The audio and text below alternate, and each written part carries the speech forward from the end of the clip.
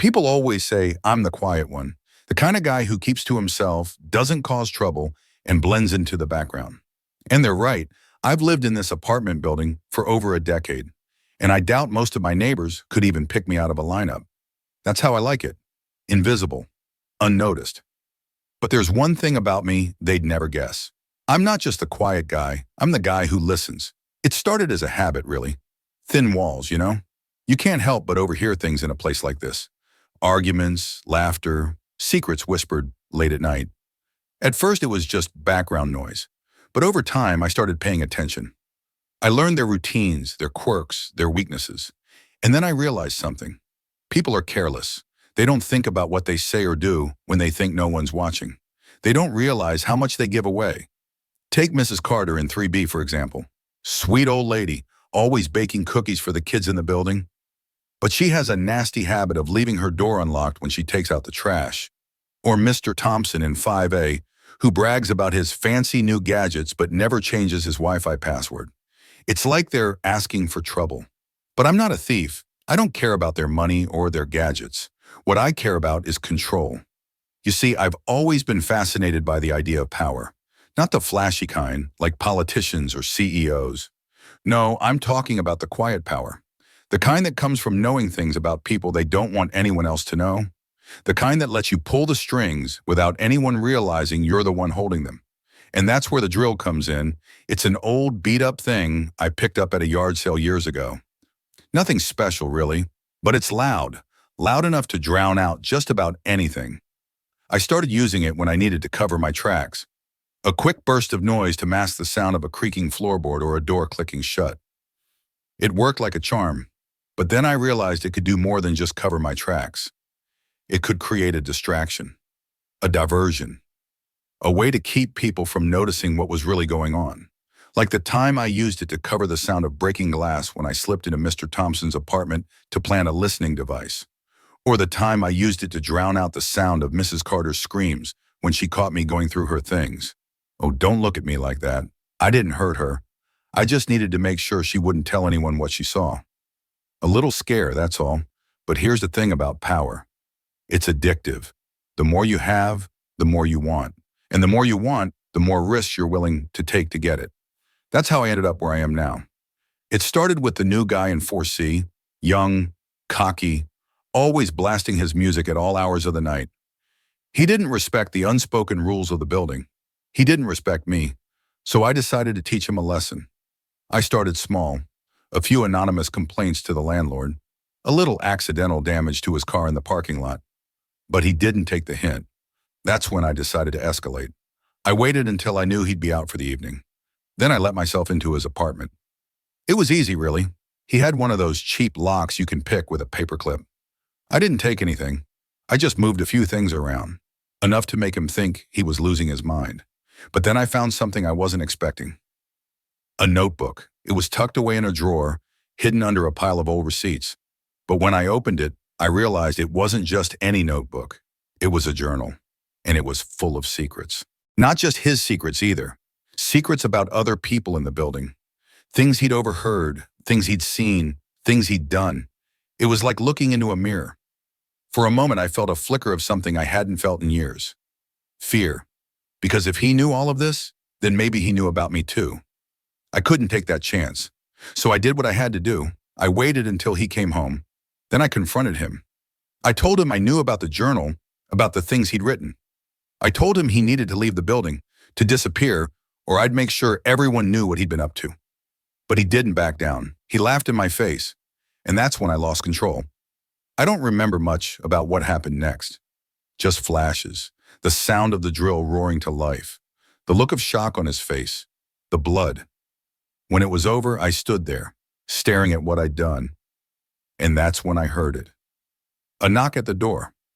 It was Mrs. Carter. She'd heard the noise and come to check on me.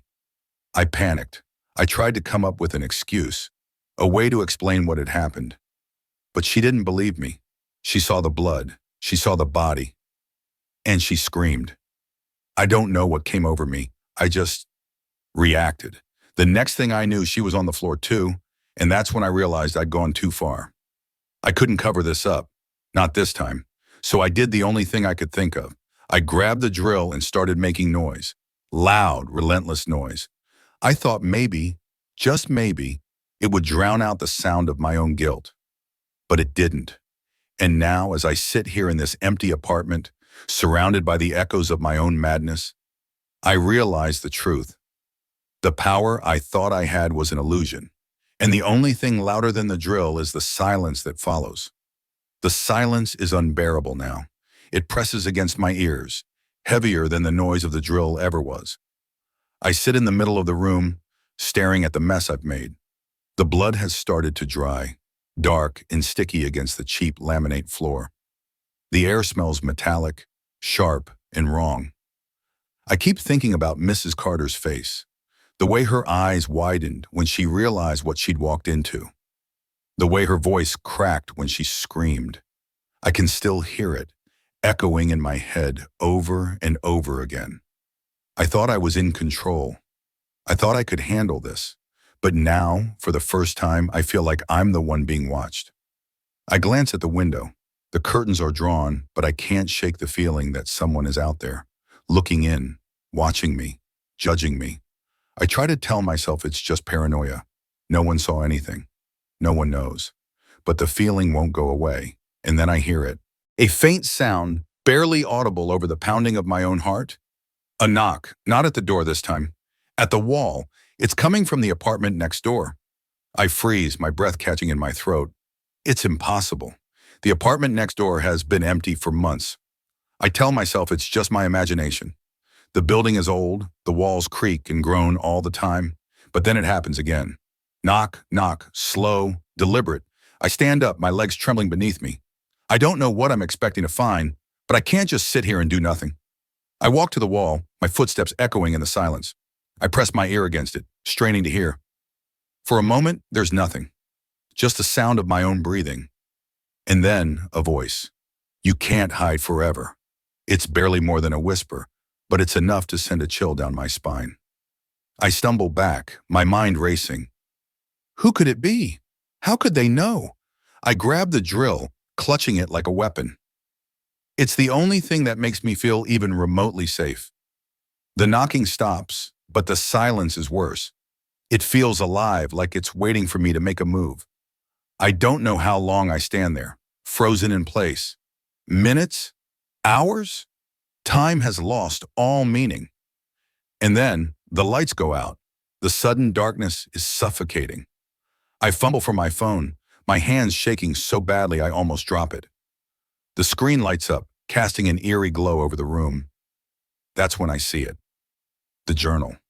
It's lying on the floor where I dropped it earlier, its pages splayed open like a gaping wound. I don't want to pick it up. I don't want to read it, but I can't stop myself. My hands tremble as I flip through the pages, scanning the messy handwriting. And then I see it. My name. It's written over and over again, scrawled across the pages in frantic, uneven lines. He knows. He's watching. He's coming for you. I drop the journal, my heart pounding in my chest. This can't be real. It doesn't make sense. And then I hear the door. It creaks open, slow and deliberate, the sound cutting through the silence like a knife. I turn, the drill still clutched in my hands, but there's no one there. The hallway beyond is empty, the shadows stretching out like dark, grasping fingers. I take a step forward, my breath coming in short, shallow gasps. Who's there? I call out, my voice shaking. No answer. I take another step, the drill whirring to life in my hands. The sound is deafening in the silence, but it doesn't make me feel any safer. And then I see it. A figure standing at the end of the hallway. It's hard to make out in the dim light, but there's something familiar about it, something that makes my blood run cold. It's me, or at least it looks like me. The same face, the same clothes, the same haunted eyes. But it's not possible. It can't be real. The figure takes a step forward, and I take a step back. Stay away, I whisper, my voice barely audible over the sound of the drill. But it doesn't stop. It keeps coming, slow and deliberate, its eyes locked on mine. And then it speaks. You can't hide from yourself. The words hit me like a punch to the gut, because deep down, I know it's true. I've spent my whole life hiding from the world, from my neighbors, from my own guilt. But I can't hide anymore. The figure takes another step, and I drop the drill. It clatters to the floor, the sound echoing in the silence. And then everything goes black. When I wake up, I'm in a different kind of silence, the kind that comes with padded walls and locked doors. They tell me I had a breakdown, that I imagined everything. But I know the truth. The figure wasn't real. It was me. And now, as I sit here in this tiny windowless room, I realize the real horror wasn't what I did to my neighbors. It was what I did to myself. Because no matter how far I run, no matter how loud I make the noise, I can't escape the one thing I fear the most. Me. In the silence, it's louder than ever.